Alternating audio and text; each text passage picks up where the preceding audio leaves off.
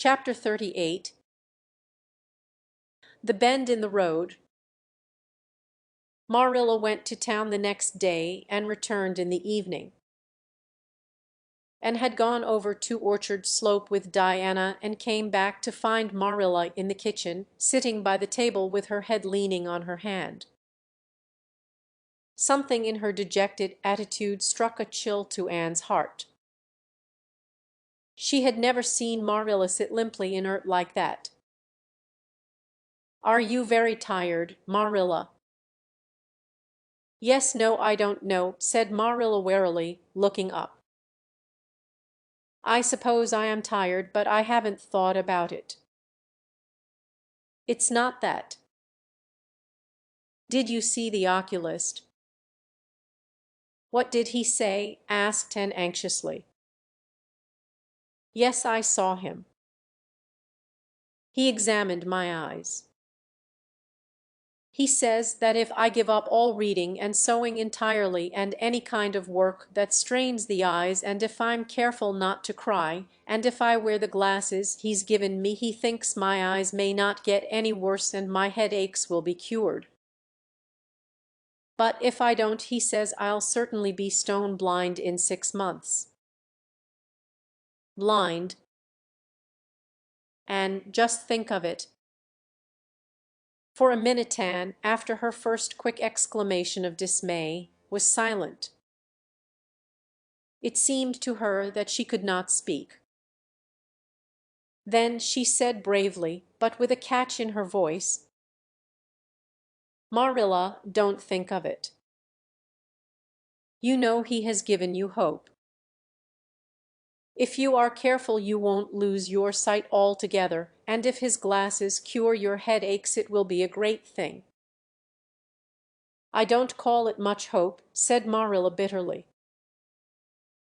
"What am I to live for if I can't read or sew or do anything like that?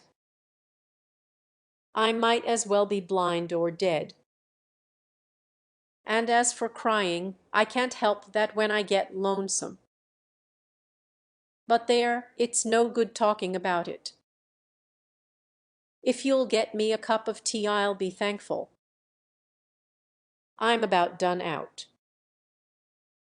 Don't say anything about this to any one for a spell yet, anyway.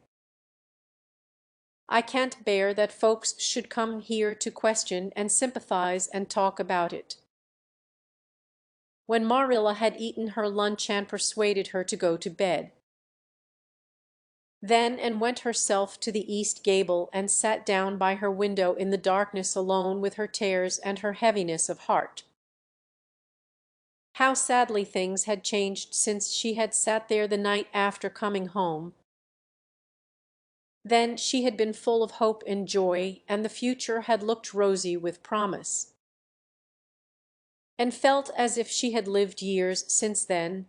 But before she went to bed there was a smile on her lips and peace in her heart. She had looked her duty courageously in the face and found it a friend, as duty ever is when we meet it frankly. One afternoon a few days later Marilla came slowly in from the front yard where she had been talking to a caller, a man whom Anne knew by sight as Sadler from Carmody, and wondered what he could have been saying to bring that look to Marilla's face. What did Mr. Sadler want, Marilla?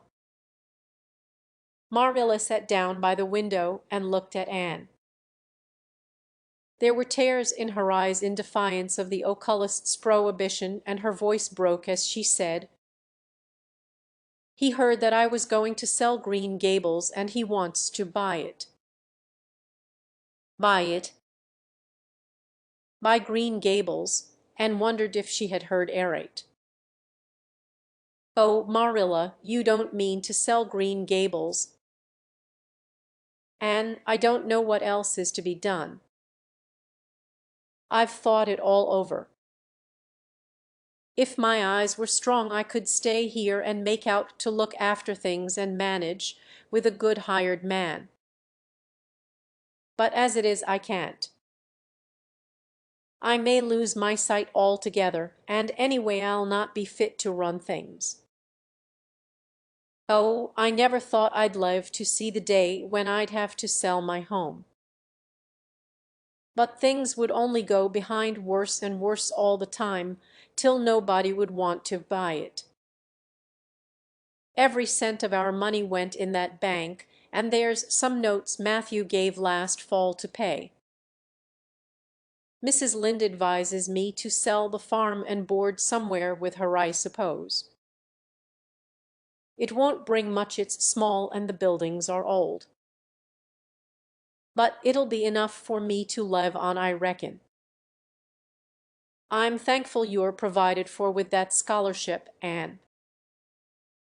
I'm sorry you won't have a home to come to in your vacations, that's all, but I suppose you'll manage somehow. Marilla broke down and wept bitterly. You mustn't sell Green Gables, said Anne resolutely. Oh, Anne, I wish I didn't have to. But you can see for yourself. I can't stay here alone.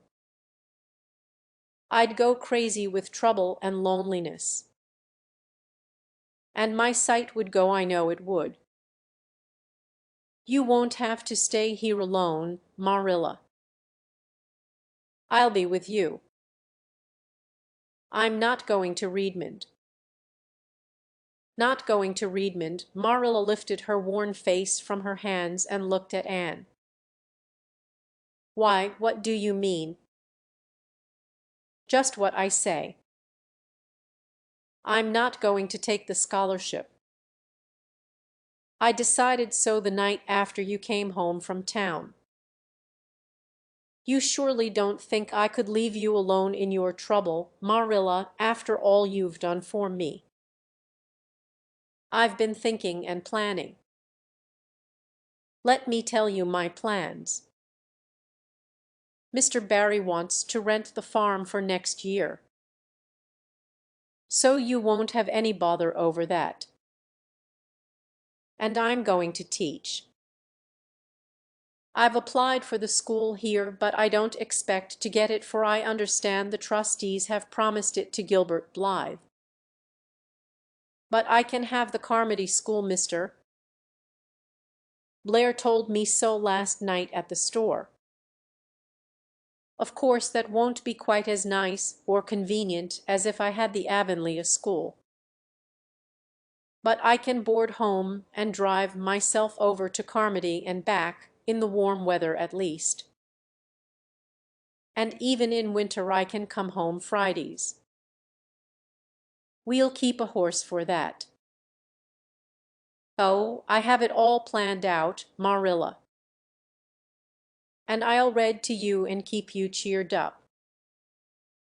You shan't be dull or lonesome. And we'll be real cozy and happy here together, you and I. Marilla had listened like a woman in a dream. Oh, Anne, I could get on real well if you were here, I know. But I can't let you sacrifice yourself so for me.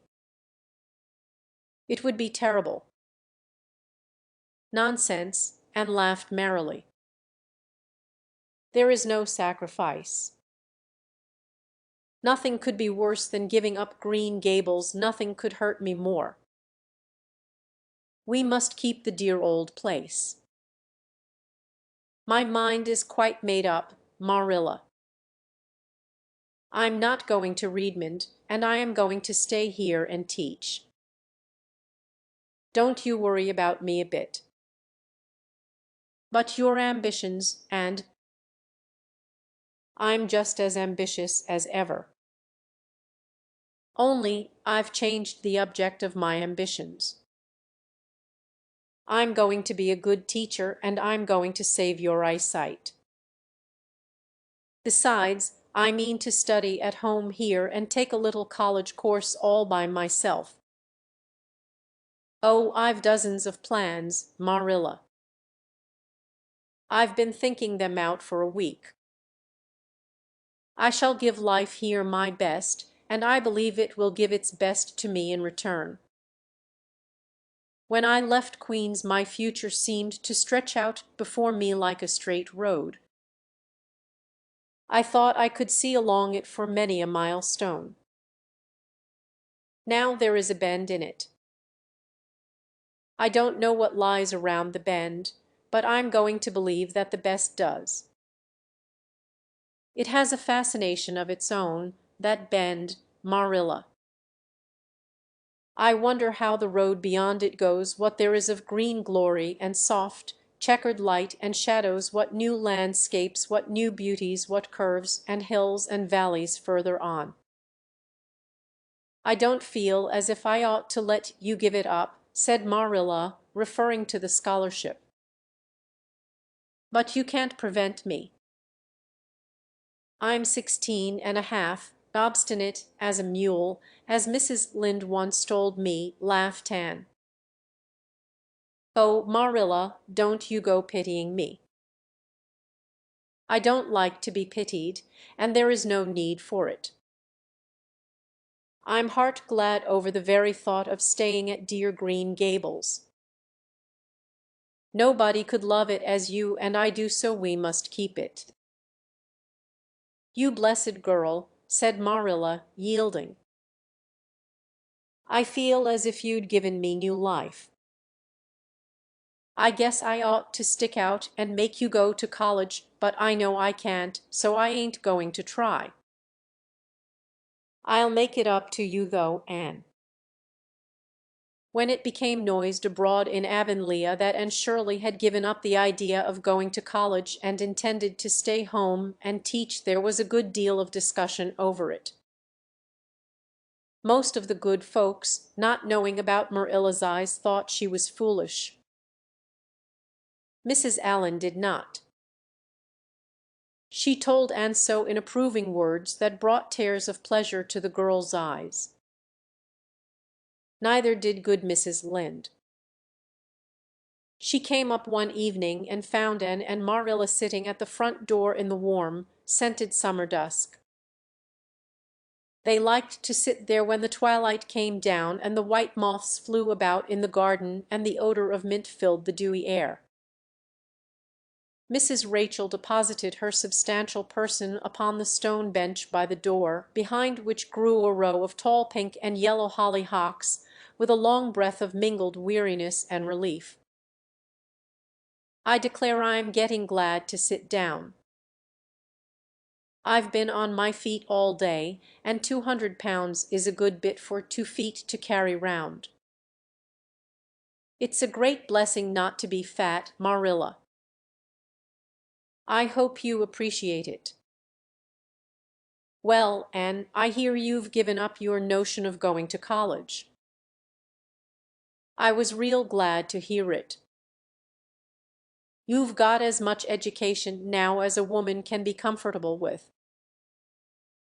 I don't believe in girls going to college with the men and cramming their heads full of Latin and Greek and all that nonsense. But I'm going to study Latin and Greek just the same, Mrs. Lynde said, and laughing. I'm going to take my arts course right here at Green Gables and study everything that I would at college. Mrs. Lynde lifted her hands in holy horror. And surely you'll kill yourself. Not a bit of it. I shall thrive on it. Oh, I'm not going to overdo things. As Josiah Allen's wife says, I shall be medium. But I'll have lots of spare time in the long winter evenings, and I've no vocation for fancy work. I'm going to teach over at Carmody, you know. I don't know it. I guess you are going to teach right here in Avonlea. The trustees have decided to give you the school. Mrs. Lynde, cried Anne, springing to her feet in her surprise. Why, I thought they had promised it to Gilbert Blythe. So they did. But as soon as Gilbert heard that you had applied for it he went to them. They had a business meeting at the school last night, you know, and told them that he withdrew his application and suggested that they accept yours. He said he was going to teach at White Sands. Of course he knew how much you wanted to stay with Marilla, and I must say I think it was real kind and thoughtful in him, that's what. Real self-sacrifisto, for he'll have his board to pay at White Sands, and everybody knows he's got to earn his own way through college. So the trustees decided to take you. I was tickled to death when Thomas came home and told me. I don't feel that I ought to take it, murmured Dan. I mean, I don't think I ought to let Gilbert make such a sacrifice for me. I guess you can't prevent him now. He's signed papers with the White Sands trustees. So it wouldn't do him any good now if you were to refuse. Of course you'll take the school. You'll get along all right, now that there are no pies going. Josie was the last of them, and a good thing she was, that's what. There's been some pie or other going to Avonlea school for the last 20 years, and I guess their mission in life was to keep school teachers reminded that Earth isn't their home. Bless my heart.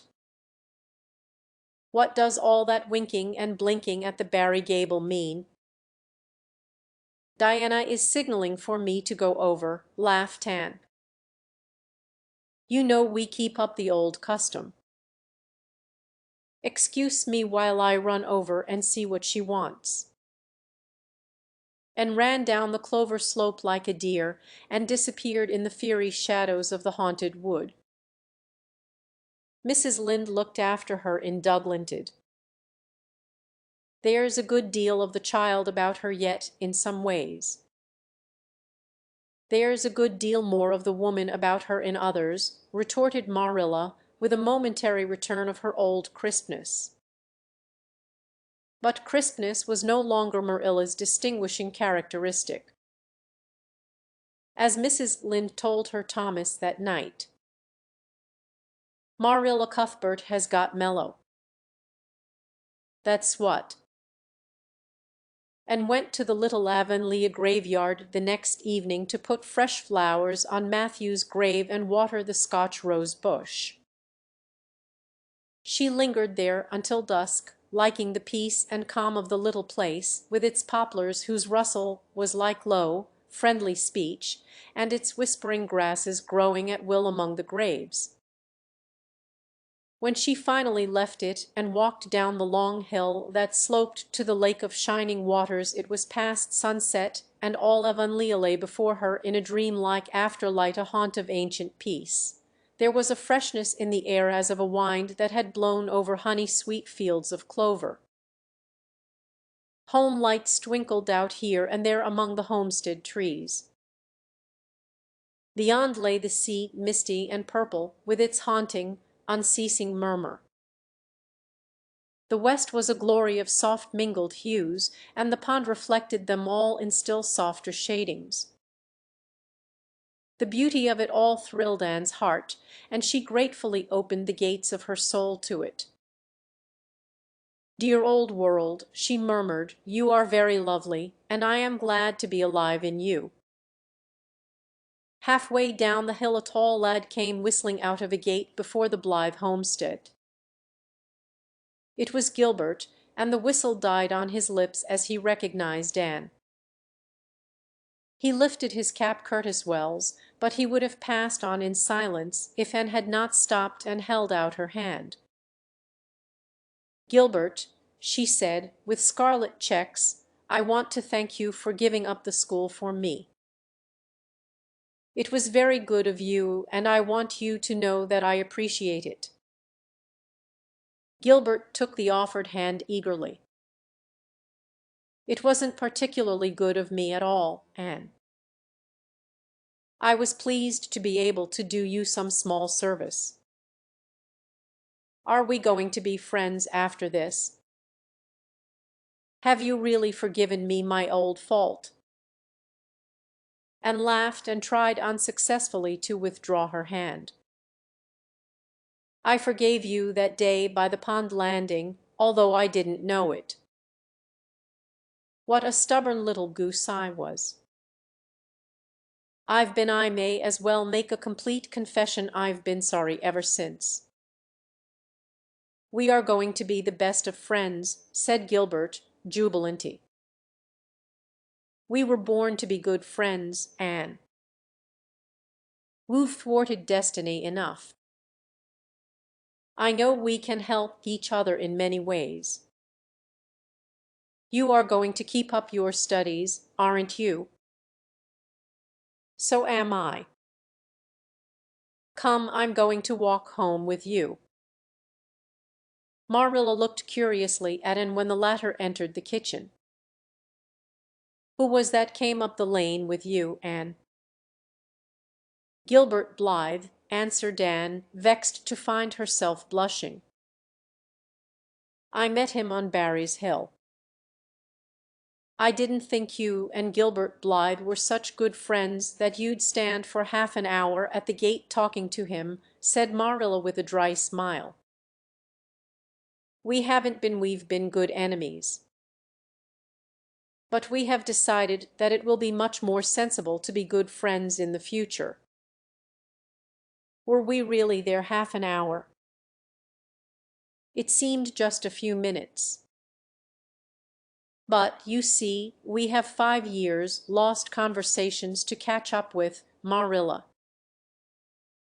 Anne sat long at her window that night, companioned by a glad content.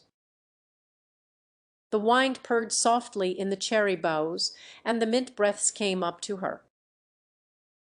The stars twinkled over the pointed firs in the hollow, and Diana's light gleamed through the old gap. Anne's horizons had closed in since the night she had sat there after coming home from Queen's, but if the path set before her feet was to be narrow, she knew that flowers of quiet happiness would bloom along it.